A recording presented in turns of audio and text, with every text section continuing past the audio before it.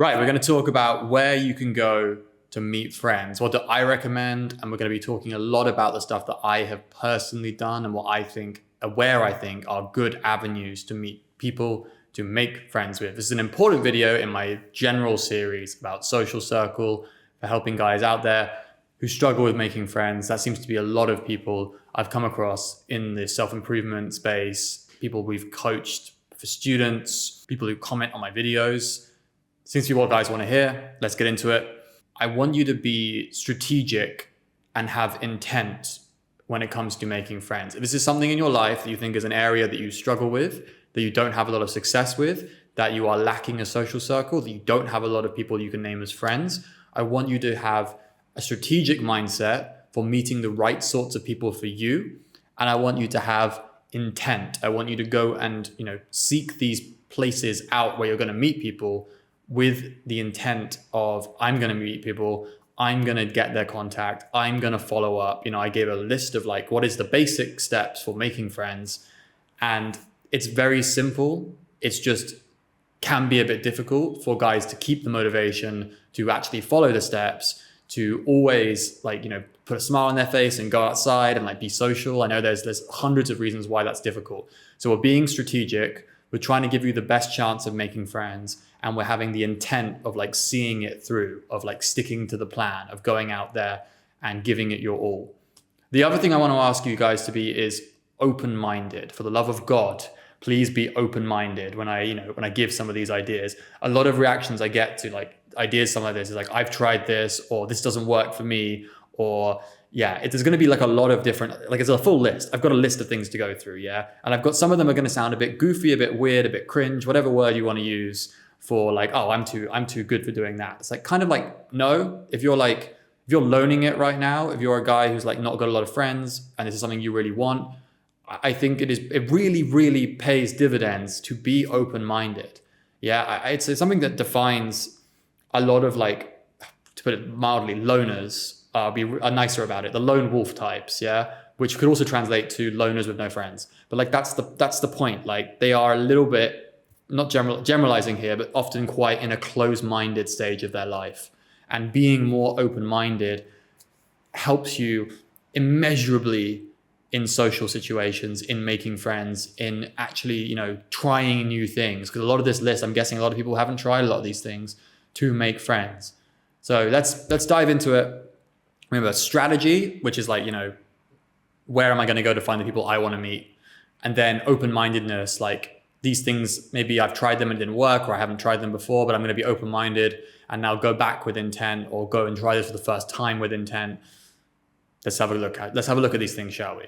Didn't want that intro to be too long. I want to be the guy that gets into things quickly, but I have to make some stuff clear at the beginning.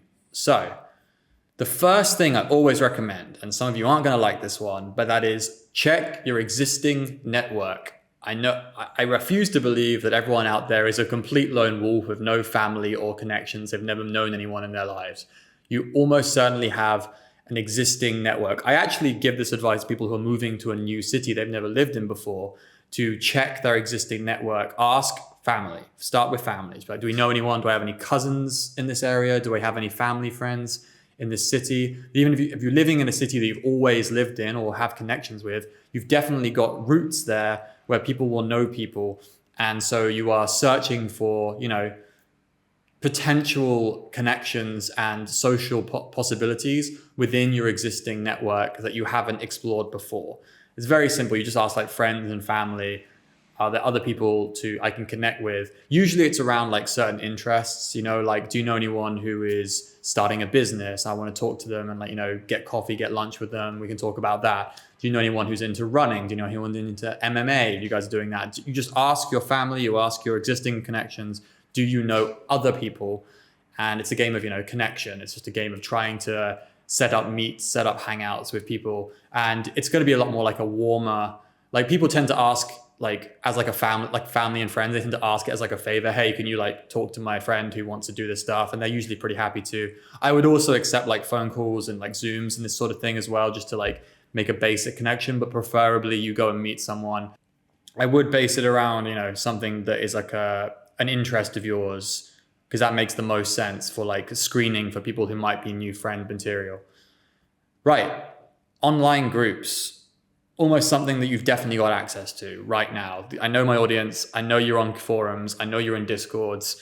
We want to ignore online groups where meeting up in person is not a thing. So I don't give a fuck about like CSGO Discords. I don't, unless there is like CSGO tournaments and stuff. I don't care. But try and find online groups where the basis is towards meeting up. So you'll often find this with, I'm going to talk about social causes later, but that's that kind of thing. I'm going to talk about fitness and health-based stuff, that sort of thing. But there will be things like where meetups are normal. I know this really well from the men's dating space online, where meeting up and finding wings to go out with, to go out and meet girls is like quite common. In general, I've found the forums I've been involved with that are self-improvement based have always been more prone to like, yeah, let's meet up. Let's connect. Let's build a network in real life as well as on the forums. So you want to really just do like a bit of homework to find these groups, and don't waste so much time in the groups where, it's just completely online activities. Like you maybe have enough of those already. Try and branch into online groups that are based on your interests, that have real world, like actual, potential. So I've got like sports, business is like a big one as well. Like, and also like dating and self-improvement, these kind of things. Business is good. I like business meetups. Like I've been involved in a lot of like entrepreneurial groups online, and they have like meetup groups. They have like, we're going to go and like do co-working. Co-working is actually later on down here. But like, yeah, these online groups branch out and have different opportunities to go and meet up with people. So yeah, try and screen for online groups with meetup occasions, and then go to those meetups. Like go to those meetups. You'll have screened for a bunch more people who are into that sort of thing, Attending sporting event meetups. This is connected to online groups. If you support a football team, if you support like a rugby team, I'm doing British sports, basketball, American football, hockey, go online, find the supporters groups. This is so good whenever I go to a new country and I want to find, other supporters of my football team. And then we get together in a pub when a game is on, and there's like 20 of us. Some cities have huge groups. These are just like cheat codes for like finding people who are also going to be interested in a subject that you're interested in. So yeah, if you have a sports team, go to the sports bars where the supporters groups meet. I love supporters groups. This is pure like nothing self-improvement related. It's just like pure like, pissing the night away, just like hanging out with people over something that's completely like not about goals, just about, having fun and like going to a bar and meeting people. So I really like that one in particular. And most guys and girls too, I guess, have like sporting, they're like fans of sports. They're fans of stuff. I used to go to UFC fight nights with a group of mates. There was like 12 of us that would show up, and we would always book a table for every single UFC night and watch that. So it doesn't have to be like a fan club of a certain thing. It can be like for like fight night and events like that. I think those are really good. This is good for like, if you find people to make friends with and you pull them together into a group and you have something like a UFC night to go to, that also works really well for like building and maintaining a friend group. Okay, we're sticking to stuff that I have done a lot of myself. So these ones are like, connections to existing network, sporting events, going, and then what was the other one? Online groups. These are big things that I have like used a lot in the past. Probably like the three biggest things I have used when it comes to like going to new cities. Like I've nomaded to like, at this point, over 10 cities to live in for more than 3 months. I've had to like uproot, go to a new place, make friends quickly. Like these are the things I do. And the other one I've got here is going out alone. Ooh, big, scary. Maybe some of you haven't done this before, but I was a big nightlife guy for most of my 20s, really into raves, really into DJ nights. So if I'm showing up to a new city on my own, I'm going to have to go out alone at least a couple of times. If I can't, wrangle anyone in from the hostels that I was staying in, or if I'm in an Airbnb, I don't have that option. So the only thing I can really do in that situation is, go on Tinder or Bumble and hope I meet a girl who wants that stuff. But like, if I can't, I will go out and explore the nightlife on my own. And anyone can do this. It is just a little bit scary at first, but eventually it's one of those things. I have a whole video about going out at night alone and like how to do it. And like, it's really good if you like music events and stuff, but you can't find people to go out with.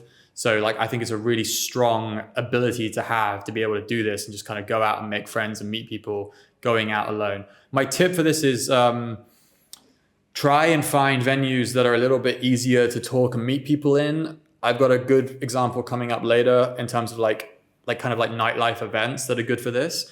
But you definitely want somewhere that you can talk, unless you're like someone who likes to go and dance on their own and you're quite a strong dancer, I guess. Like actually going to like tango nights and stuff like that and salsa nights is also really good if you're on your own, because then people are looking for partners. So that actually, I can add like dance nights specifically to this as well. But dancing clubs kind of comes within like a few other things I'm going to talk about as well.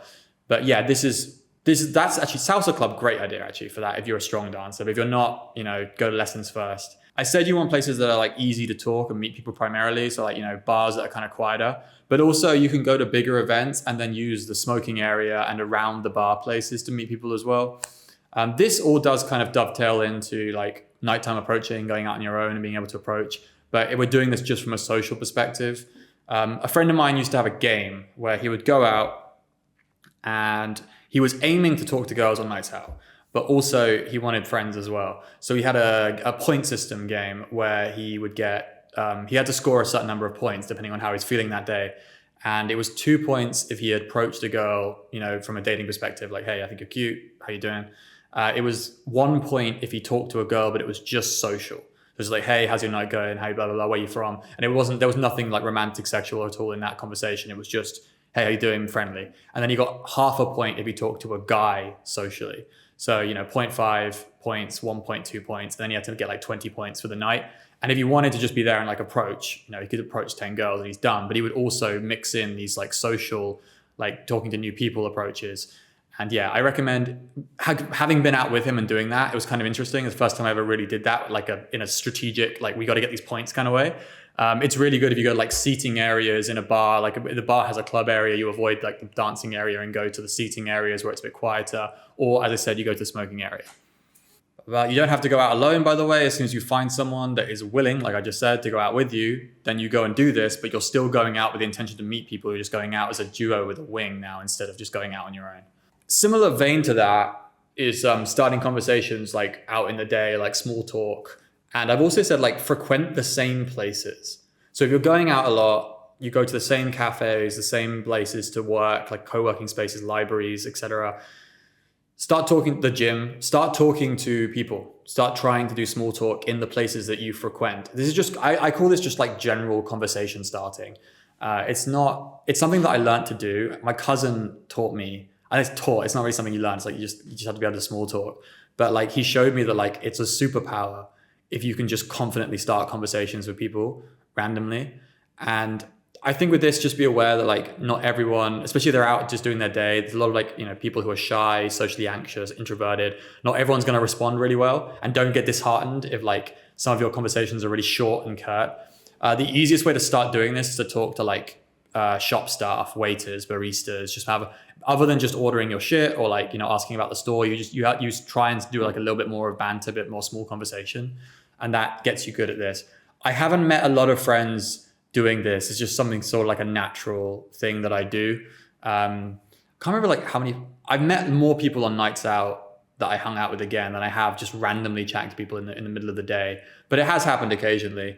It's especially good if you're new to an area. So if you landed in a city and maybe you're watching this because you're like, I'm in a new city, I got to make friends. It's a very common situation with like in my audience, people I speak to, the guys I help, telling people that you're new to an area. And everyone suddenly becomes the most helpful tour guide if you tell someone that you're new to a city. So when you are new to a city, tell them that you're new to it. Tell people that you're new to a city and you're looking for advice, help, recommendations. This is great if you're a foreigner in a city as well. Like some people are very kind and helpful to foreigners about like where to go. They treat you like, obviously you'll get treated a bit like a tourist, but like if you tell them you're living there long term, they're going to treat you a little bit differently. But yeah, I think telling people you're new to a city and you're keen to explore and figure stuff out, sometimes people will like hang out with you just to show you around, show you places, give you like, they'll walk with you to give you directions. I've had like people like, offer to give me offer their number and be like, hey, if you need a tour guide, you need people. I've had a fucking cab driver do that. So like, yeah, it's a big cheat code if you're new to an area, just to tell people that. Travel and hostels is what I put next. Now I've talked about hostels so much. If you've never seen any of my content before, then you don't know how much I love hostels as like a recommendation to younger guys for building social skills, building a bit of resilience and learning how to travel, learning how to like make it out on your own if you're like young and you've never really experienced this. You don't have to go like out of your, even out of your country to do this. Like you can just go to another city and stay in a hostel. I know a lot of Americans, they do that to be able to travel inside America. So yeah, hostels are a cheat code for gaining social experience and meeting people who will be your friends. Now they may not live in the same city as you, which, it's a bit of a long distance friendship sometimes, but this is something that that's the cheat code actually. When you land in a new city, so I've been nomading for a long time, and a lot of the cities that I have moved to, I started out by staying in a hostel. For the first 2 to 3 weeks, I would stay 2 weeks usually. I would stay in a hostel, and I met some of my best friends living in those places because they were landing, and they also landed and stayed in a hostel while they tried to find an apartment. So hostels are a cheat code. I will always say this to any young man, or even slightly older, like in your early, at any age, to be honest. Hostels are becoming the option that people who can't afford anything else. So I recommend them for meeting people. Usually they have like activities on and stuff where like you can go on trips to like look around the city, go on nights out with people who are also staying at the hostel. I think they're brilliant. A couple of things I haven't really done a lot of, but I'm going to have videos about soon, is like using the apps like Meetup and Bumble BFF. I really haven't used these very much, but I'm putting them in the list to be comprehensive. But I am going to drop a video soon talking to Andy Wells, who has done this a lot. It's like one of his preferred ways to meet people. So that will be an interesting one. It will just be very similar to like using the dating apps, but from a friendly perspective. I'm going to try this year to do a lot more app-based stuff because, people have told me that a lot of these apps are quite good, but yeah, it's not something I've done a ton. So, and I've also got setting up your own meetup. This is like hugely like out there if anyone wants to do this, but like going on Meetup and setting up your own group and trying to build a Facebook group of your own that will eventually have meetups. This is sort of like high level. I guess it's almost like high level if you've got the confidence to try and do this from the off as someone who's more of a beginner with these things. But yeah, you can do that 100%. Now, looking at like meetups that are specific around a thing, like I talked about, I've used supporters groups before for like my football team. You can also do it around things like I've actually talked about this already, but like conventions and business networking events. These things are great, even if they feel a little bit staged and awkward. Like I know business conventions can feel that way, but like I know people who've made a ton of great friends while at the same time trying to grow their business, trying to grow their contacts. They've met some of the best friends they've ever had by meeting other people who are in business, other entrepreneurs. Even if you work for a company, like meeting people who work for other companies in a similar field, I think it can be a great thing to try and do. If you're listening to a lot of this and it feels a little bit too out there for you, doing it within the context of like, I'm trying to improve my career or improve the prospects for my business by networking, maybe that's an easier sell in your mind. So taking any opportunity you can to get out and attend these things is a great step forward. Pulling it back more to social stuff though, recently, since moving to Argentina and like having to learn Spanish, I found language exchanges to be a hugely fucking crazy good way to meet people. Like most of my friend group here has been met via language exchange. This includes local Argentinians, but also other extranjeros who live here, other foreigners. And we all have groups where we get together, we have parisha, barbecue, hang out. A lot of my further network has come from, meeting people through people I met at language exchanges. So it's a great way to meet locals and also to meet foreigners.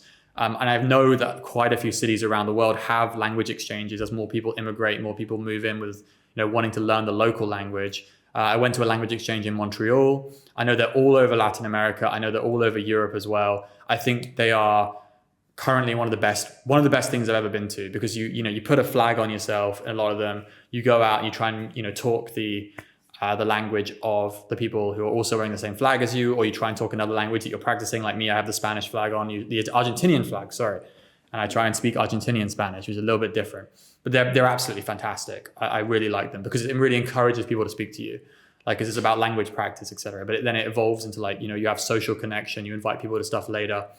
Brilliant.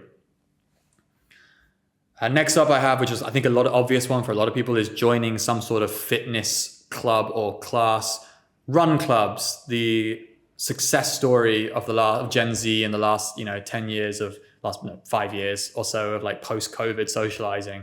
Run clubs, they have risen for a reason. They are a way of getting around social isolation and also meeting people that are into fitness, that are into running, people who are going to have like kind of that mindset, the same mindset of like, self-improvement, fitness, encouragement. And I think anything in that kind of, if it's, obviously don't get injured if you want to do CrossFit or whatever. I'm joking, obviously. I don't really know much about, I haven't met anyone who's in a CrossFit box, but I know the internet just like dumps on it. But anything like that, where it's like, more intense, if you're a really intense fitness guy, going to that sort of thing is going to be good. Gym classes as well. Anything where you can, like, if you want to do yoga, if you want to do anything with that kind of stuff, I think those are really, really good nowadays. I remember I didn't go to it, but my friend told me about a run club in Montreal when I was staying there. That was, I think it was called like 5 at 5. And it was like you ran a 5K and then you went for drinks afterwards. Not the healthiest thing I've ever heard. But yeah, the idea was that it was a run followed by a social activity. I thought it was a really good combination. So yeah, I think the run clubs, there's a reason they've risen so highly, as like in popularity. And obviously it's doubly good for socializing and for meeting people. A guy commented on the channel as well about he goes to like five-a-side football. That sort of thing's great.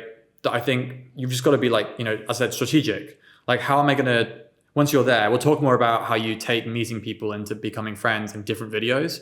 But there is a thing of like, you have to go with the intent of like, I am trying to make friends at these activities.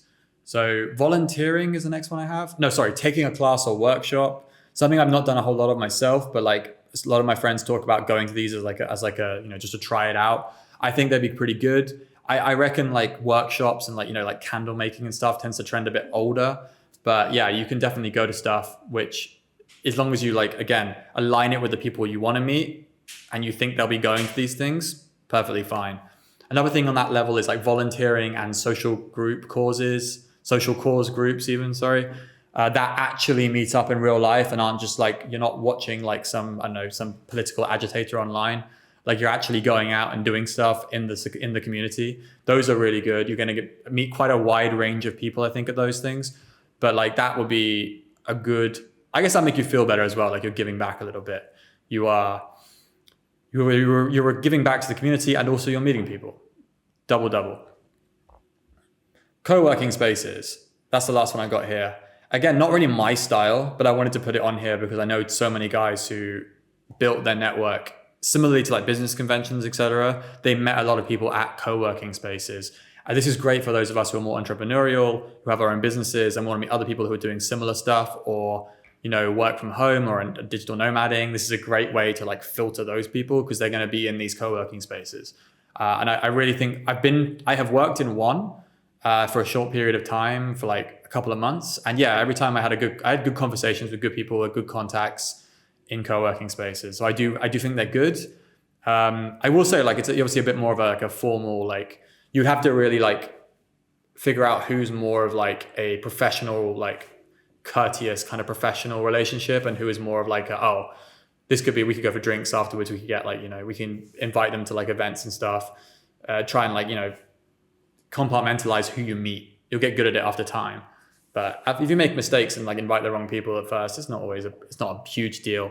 I'm going to talk a little bit about follow up because if you didn't see the first video I made, I wrote out basically the whole like meet people, get contacts, follow up, and then like the stages of becoming friends with people. And it's really important that I'm going to say it again, that you go with intent to any of these ideas for meeting people and you understand the process. So you're there to meet people, have that first interaction and get a contact, get a way of contacting them again, following up. Getting contacts and following up is the key to making friends beyond just meeting them for that first time. Lots of times you're going to have that interaction and you're going to be like too nervous to ask for the contact or you're going to feel weird about it. That's the bit of your mind you gotta be like, nah, we're going to the effort of meeting people. I'm stepping out of my comfort zone. I'm being open-minded. Get the contacts, Instagram, phone numbers, WhatsApp. If you're younger, Snapchat, don't care. But the idea is to follow up with people. So you get the contacts, you follow up to hang out again. And yeah, it should be easier if you're being strategic and ending up in situations, meeting people where they align more with your interests, it should be a little bit easier. And then obviously I also have a couple of additional points where you can, try and build groups of people that share interests. So you are the focal point of like several people coming together. You can have like a regular activity that you can all do together. Like I talked about the UFC night that I had, where I was booking tables and making sure everyone showed up, like 12 dudes to go and watch the UFC, and some girls actually. There were girls in that group. What am I saying? Girls like UFC too. So yeah, it's all about actually doing the steps, meet people, follow up with them, be proactive as much as you can. Like, it's better. Some people will make the first move with you. They'll make the social moves with you, but just assume that you always have to make the moves. You always have to be the one connecting people. You always have to be the one inviting. It's no reflection on you. People are just lazy, socially anxious. They do want to hang out with you, but there's things getting in the way. Like, just take the lead, be the one that moves first. They'll let you know if they're not interested, and it's not a big deal. It's all natural and happens within trying to build social circle, within trying to make friends. If you were ever interested in like having some sort of coaching call with me, I do have a link down below. You can look at available times and the price. And yeah, I'd be lovely to chat to some of you guys, meet some of you guys over call, and like really strategically like help you out, help you plan whatever you're aiming for in life, especially if it's around socializing and social stuff like this. All right, peace out till next time, guys.